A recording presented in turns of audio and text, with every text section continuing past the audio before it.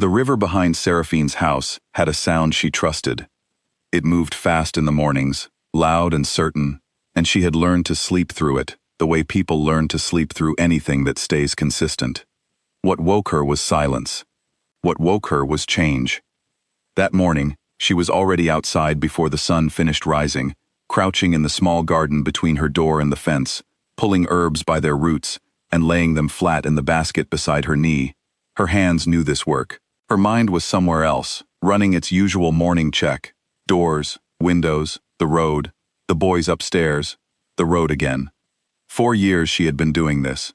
She did not think of it as fear anymore. She thought of it as attention. Inside, above her, 2 pairs of feet hit the floor at the same time.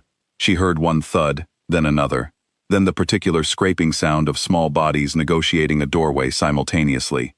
She kept pulling herbs. Cale came out first, barefoot on the cold stone step, hair still pressed flat on one side. He was holding the neighbor's cat, which he should not have been able to catch, because the cat had not liked anyone in 3 years. He presented it to Seraphine the way children present findings, with the full expectation of acknowledgement. "She came to me," he said.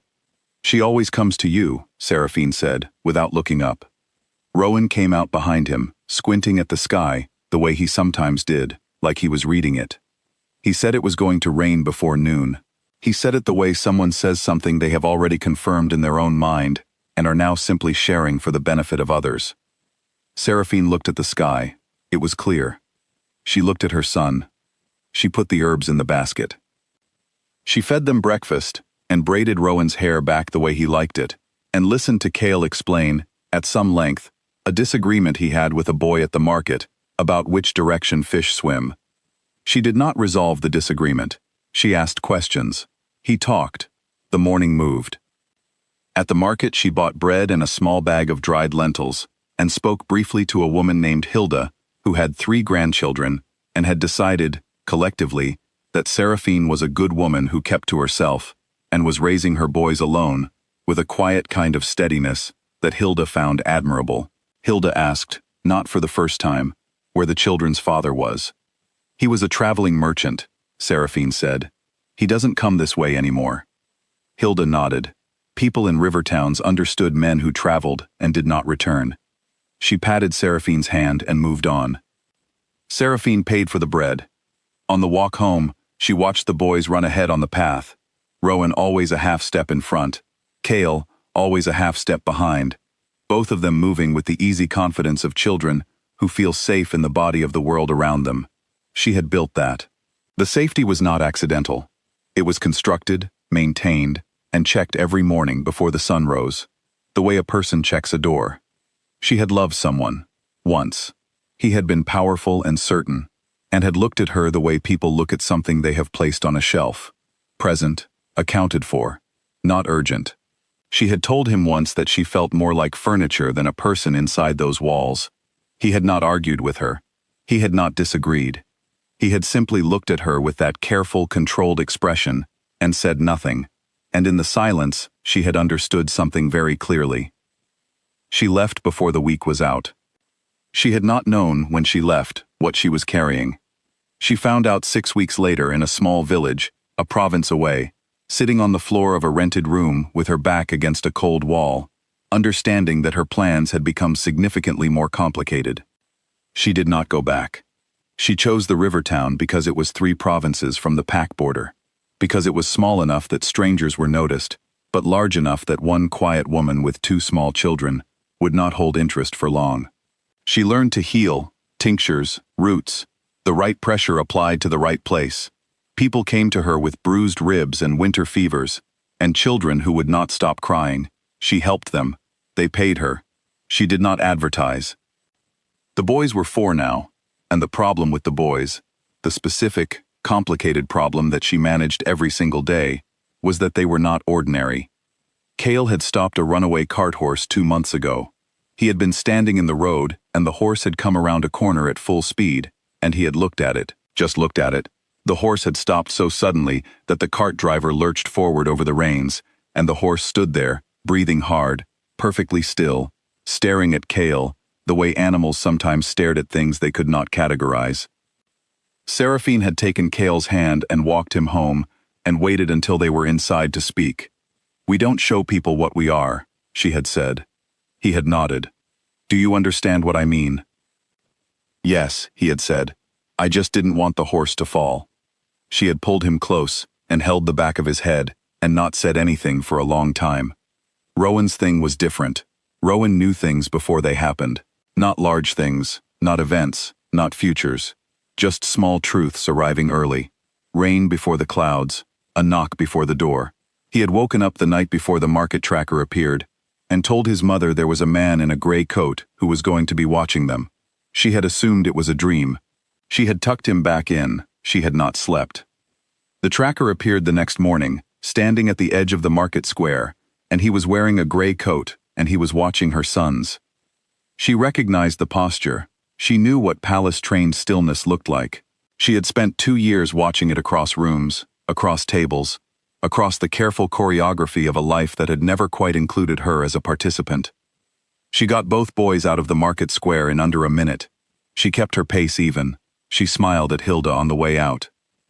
She sat in her house for 3 days.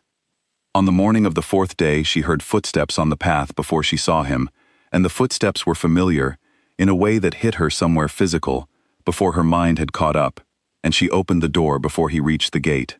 He stopped. He was alone. No guards, no retinue, no formal announcement of what he was. Just a tall man in traveling clothes, with a jaw set so firmly, it told her more than his expression did. He looked like someone who had not slept properly in several days, and was managing this fact through sheer organizational willpower. She stood in the doorway. He stood at the gate. For a long moment, neither of them spoke. "You should have knocked," she said. "You opened it before I could." "I know."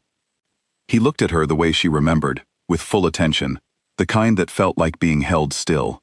She had once found that attention extraordinary. She had later understood it was the same attention he applied to everything: lands, decisions, people.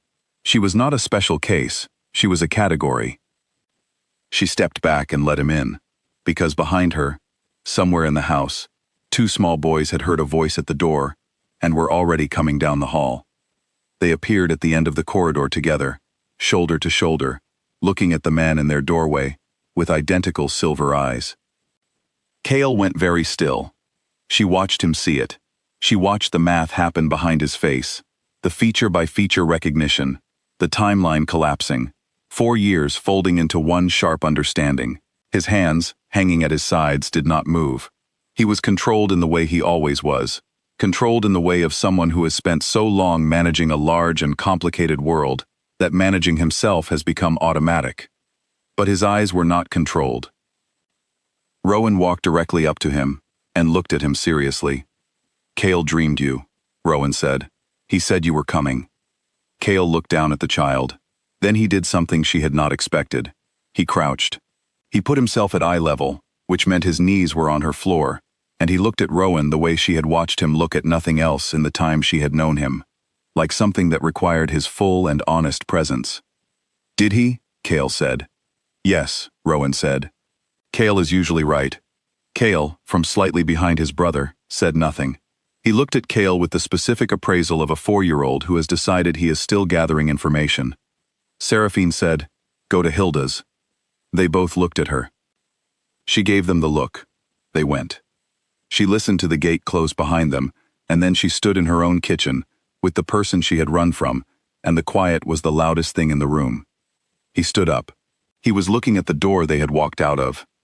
"How long have they been like that?" he said. It was not quite a question. "Since they were born," she said. "Rowan more than Kale. It comes and goes with Kale. Rowan is consistent." "Silver, yes." He turned from the door and looked at her. She let him. She had practiced this, in a general sense, had imagined the versions of this conversation, had rehearsed different approaches, different registers, cool, practical, defiant. She had settled, eventually, on honest, because it was the fastest. "Why did you go?" he said. She had the answer ready, but she let it sit a moment, the way you let a temperature settle, before you decide what it is. "I told you, before I left, I told you what it felt like, living inside those walls. You didn't argue. I didn't think. I know you didn't. That was part of it. He was quiet. She watched him work through it. Cale processed things the way he did everything, thoroughly, without rushing, without the kind of noise that makes a person feel like something is happening. She had always found this either reassuring or maddening, depending on the day. I would have changed it, he said. I know. I think you would have tried. That's not the same as believing me. No, she said, it isn't. She put the kettle on because her hands needed somewhere to be. She heard him sit, heard the chair take his weight, and then there was the small sound of someone very large and very controlled, trying to exist in a kitchen that was built for ordinary people. I'm not here to take anything, he said. I want you to know that. Good. I'm not here to make demands. Also good. I am here, he said, because I found out I have sons, and I did not know how to do nothing with that information. She poured the water, she carried 2 cups to the table, and sat down across from him, and looked at him in daylight for the first time in 4 years. He had aged the way powerful men age, not visibly, but in density. There was more of him in the room than there used to be. Or perhaps she had simply forgotten. You can know them, she said. That was never the part I was protecting them from. He looked at her. What were you protecting them from? She wrapped both hands around her cup. Outside, somewhere distant, she heard the sky shift. She thought of Rowan saying it would rain before noon. The life I had, she said. The part where you belong to an arrangement that no one explains to you. The part where you are present and accounted for, and never quite asked. She looked at him steadily. I didn't want that for them, and I didn't want them to be used. For alliances, for politics, for whatever the next thing was that required a piece placed correctly on a board. He said nothing. They are not pieces, she said. They are children. They are extraordinary and confusing. And Cale once stopped a horse with his eyes, and Rowan told me you were coming 2 nights before you arrived, and none of that makes them weapons. None of that makes them anything except mine. Ours. She looked at him. I know, she said. I'm not arguing about that. I'm telling you what the condition is. He leaned forward, his elbows on her table, his hands folded, his eyes on hers. Tell me the condition, he said. They are children first, she said. Everything else second. If you want to be in their lives, that is the only rule, and it is not flexible. He was quiet for a long moment. All right, he said. She had expected negotiation. She had prepared for it. His simplicity knocked the preparation sideways. Come back in a week, she said.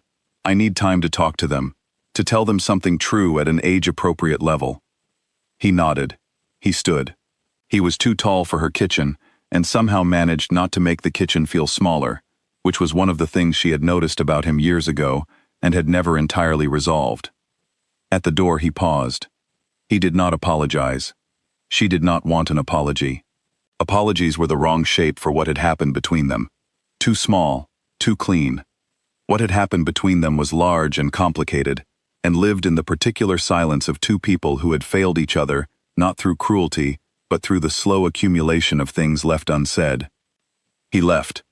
She stood in the doorway and watched him go until he was off the path, and then she went back inside and sat at her table in the silence she had built, the life she had built, the 4 years of careful and deliberate and exhausting construction. She thought about what came next. She thought about Rowan and Cale at Hilda's next door, probably eating whatever Hilda had on the counter, and asking questions that would confuse her thoroughly.